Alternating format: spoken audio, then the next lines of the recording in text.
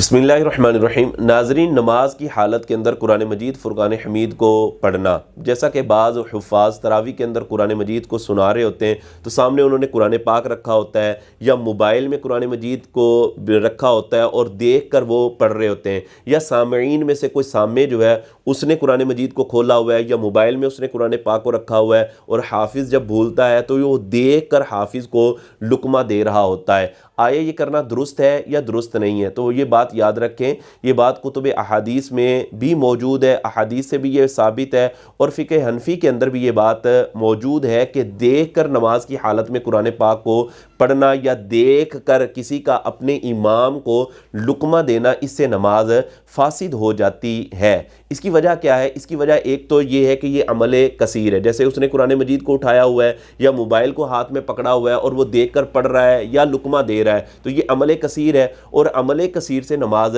फासिद हो जाती है। और इसकी दूसरी वजह यह है कि ये अहले किताब के साथ मुशाबहत है, यानी यहूद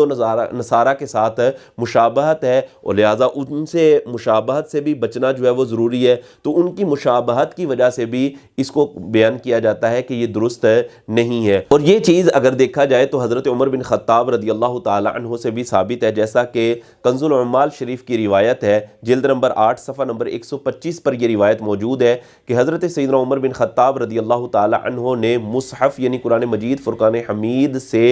देख कर नमाज की हालत में पढ़ने से मना फरमाया है। लिहाजा इससे भी ये साबित होता है कि नमाज की हालत में कुरान मजीद फ़ुरक़ान हमीद को देख कर पढ़ना ये दुरुस्त नहीं है। इस पर बाज़ लोग एक रिवायत बयान करते हैं कि बुखारी शरीफ के अंदर रिवायत मौजूद है कि हज़रत ज़कवान रदियल्लाहु ताला अन्हु कुरान मजीद फ़ुरक़ान हमीद को नमाज की हालत में देख कर पढ़ा करते थे। तो नाज़रीन, उसके बहुत सारे जवाबात हमारे मुहद्दिसीन ने दिए हैं, जैसे अल्लामा बदरुद्दीन ऐनी उम्दतुल कारी के अंदर इसका जवाब देते हुए इरशाद फरमाते हैं कि वो जो हज़रत ज़कवान रदियल्लाहु ताला अन्हु की हदीस बयान की जाती है उसका मतलब ये कि वो दिन के अंदर ना कुरान मजीद फ़ुरक़ान हमीद को याद किया करते थे, देख कर पढ़ा करते थे, और रात को जब वो नमाज पढ़ाते थे तो वो बगैर देखे नमाज पढ़ाया करते थे। एक जवाब अल्लामा बदरुद्दीन ऐनी ने यह दिया और इमाम बगवी ने भी इसका जवाब ये दिया है कि ये जो बयान किया जाता है कि हज़रत ज़कवान रदियल्लाहु ताला अन्हु ऐसे मुसहफ़ से कुरान मजीद फ़ुरक़ान हमीद को देख कर पढ़ा करते थे, तो फरमाते हैं इससे मतलब ये है कि वो नमाज से कुछ देर पहले